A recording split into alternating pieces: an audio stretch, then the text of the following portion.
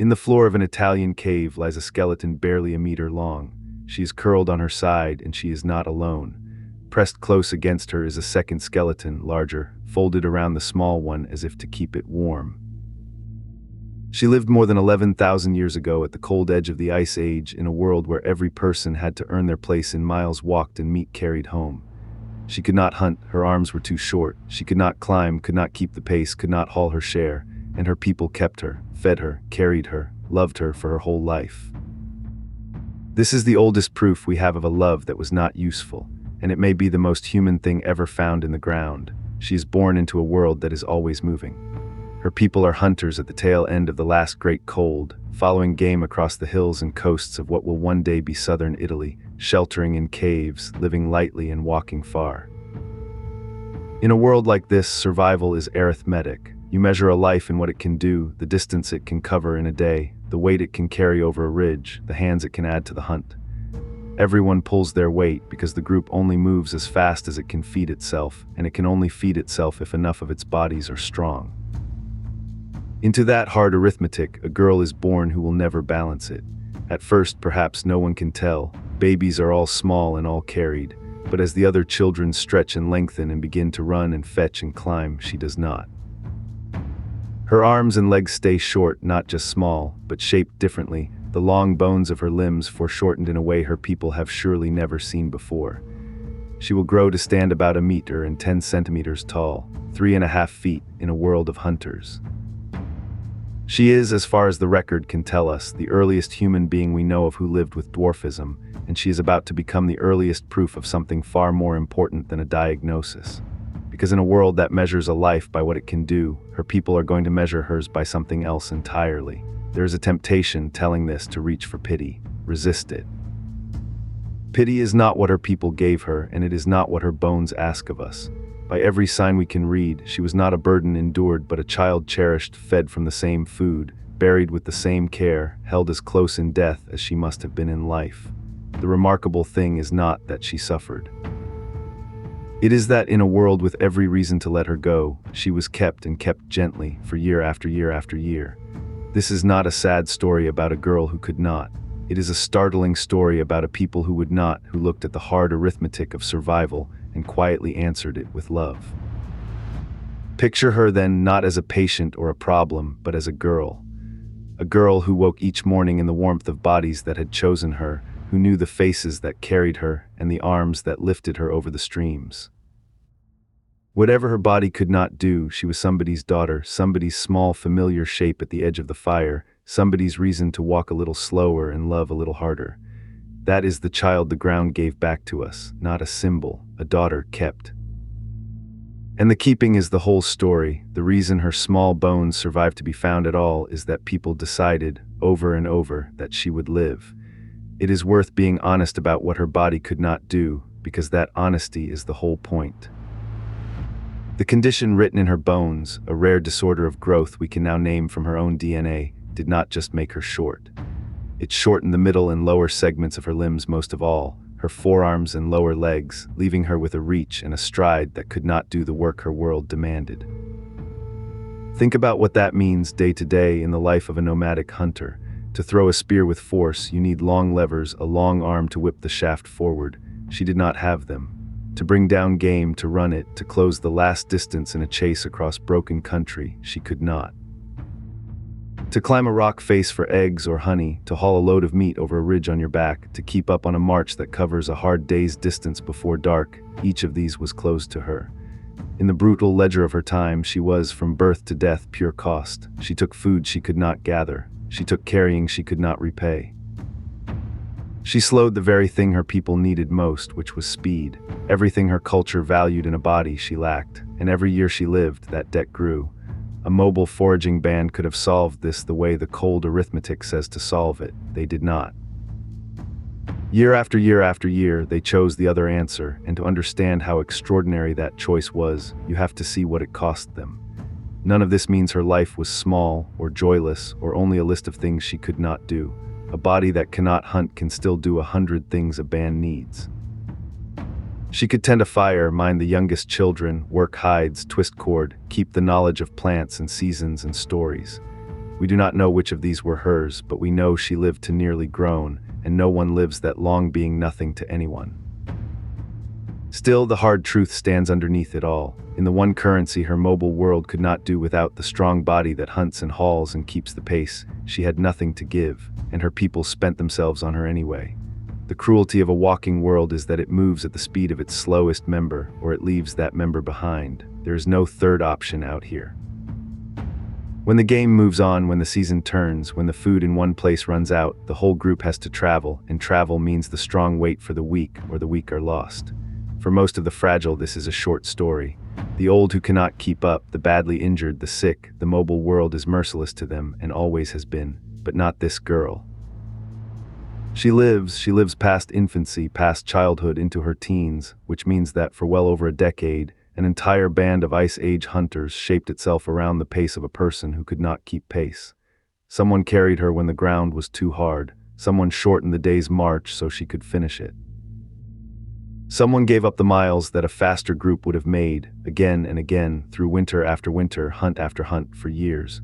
Every one of those choices had a price paid in food not found, in distance not covered, in risk taken on by a group that moved slower than it needed to. This was not a single act of mercy. It was thousands of them, small and daily and unremarked, stacked up across the length of a young life. Every morning, someone decided again to slow down for her. Every hard crossing, someone decided again to carry her. There was no ceremony in it, no story told around the fire about the sacrifice. There was just a group of people who had quietly agreed, without ever needing to say it, that she was worth the cost, and who kept agreeing day after day until she was nearly grown. We do not usually get to see kindness in the fossil record. Bones show us violence easily: a cracked skull, a healed break, a spear point lodged in a rib. Cruelty leaves marks, but gentleness is almost invisible. A group that slows down leaves no scar. A carried child leaves no wound. The kindness that kept this girl alive should have vanished completely, unrecorded, the way nearly all kindness vanishes. And yet it did not vanish, because it left one trace it could not help leaving: her, grown nearly to adulthood, in a body that could not have survived a single hard season alone. Her age at death is the fingerprint of their care. She lived, and her living is the proof of their love. For a long time, that was all we could say about her, that she was cared for by someone for years. We knew she was buried with deliberate tenderness, laid to rest, not thrown away, her small body placed against a larger one in the cave floor. But we did not know who held her. We did not know whose hands had done the carrying, whose feet had slowed to hers, whose arms were the ones folded around her in the grave. Then in our own time, scientists learned to read the faintest whisper a body can leave behind: ancient DNA, drawn from the densest bone in the human skull, the hard shell around the inner ear that guards its secrets best of all. They take that whisper from the small girl and from the larger person laid down beside her, and they compare. The DNA tells them first who she was: a girl. Her condition, named at last, a rare inherited disorder of the skeleton, carried in a single gene that shaped her short limbs from before she was born. And then the DNA tells them the thing that turns a scientific finding into something that closes your throat. The two of them, the small girl and the larger body curled around her, are close kin, first-degree relatives, both female, one breath before the word, her mother. The body that held her in the grave is, almost certainly, the mother who held her in life, who carried her over the streams and slowed her own steps to a child's, who fed her and warmed her, and at the end was laid down in the earth so the two of them would not be apart. They were buried together, on purpose, so that the carrying would never stop. For decades, that was where the story had to stop, because the bones could only tell us so much. We could see the tenderness of the burial, two bodies laid together, deliberately, the small one gathered against the large, but we could not name the bond. Were they kin, strangers who loved each other, a caregiver, a companion, a chance of the grave? The bones kept that secret the way bones do, perfectly, silently, for 11,000 years. It took a technology no one in that cave could have dreamed of to make the stones finally speak. And when they spoke, they did not give us a fact so much as a feeling, the one that turns a burial into a family. Consider what a burial means for people who own almost nothing and stay nowhere. They do not build, they do not keep. They move through the world lightly, leaving little behind but ash and stone. And yet, when this girl dies, they stop. They do not simply leave her where the cold took her, as the merciless arithmetic of survival might allow. They dig. They lay her down with care in the floor of the cave. And they place her mother's body with her, the two curled together, close as sleep. This is not how you treat a cost. This is not how a purely practical world disposes of the member who could never pull her weight. This is how you treat someone you cannot bear to be without. For her whole life, her people had answered the hardest question a survival culture can ask: what is a person worth who cannot contribute? And their answer every single day had been the same: she is worth keeping, she is worth slowing for, she is worth carrying. And in her grave they gave that answer its final form in a language older than words, not usefulness but belonging. Not what she could do, but that she was theirs. We spend so much time telling the human origin story as a story of tools and fire and clever hands beating a hostile world. And all of that is true, and all of it matters. But here, in a cave in Italy, more than 11,000 years ago, is a different kind of first, quieter and maybe deeper. The first hard proof, written in bone and confirmed in DNA, that our ancestors loved people who gave them nothing back but themselves, and thought that was reason enough. And consider the shape they chose for that goodbye, not laid side by side, formal and apart, the way we bury strangers, curled together.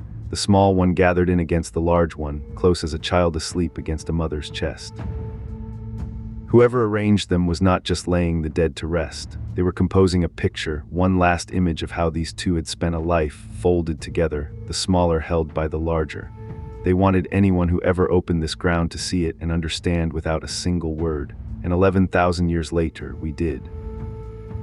We opened the ground, and there it was, exactly as they left it, saying the one thing they most wanted said: she was loved and she was not alone. So here is what we know, and what we are only now able to say out loud. There was a girl who stood 3.5 feet tall, whose arms were too short to throw a spear and whose legs were too short to keep the march, in a world that survived on exactly those things. She could not hunt, she could not climb, she could not carry. By every measure her hard world lived and died by, she was a burden from her first breath to her last. And she lived into her teens, which is only possible because a whole band of people decided over and over for years that she would. The tools that our ancestors left behind, the blades, the points, the fire-hardened spears, those were built by usefulness. They are the record of what human hands could do, but this grave was built by something else. This grave was built by love, by the choice to spend years of miles and meat and effort on a girl who could offer nothing in return but the fact that she was loved. Usefulness built the tools, love built the grave, and of the two, it is the grave that tells us who we really became. Any clever animal can make a sharp edge. Only a certain kind of creature slows its whole world for its most fragile member, carries her across the years, and lies down in the earth beside her so she will not be alone. Her name is lost, her voice is lost. But 11,000 years later, we opened the ground and found her still held in her mother's arms, and read in her broken, cherished little bones the oldest love story we have ever recovered, and understood, maybe for the first time, that this was the part that made us human.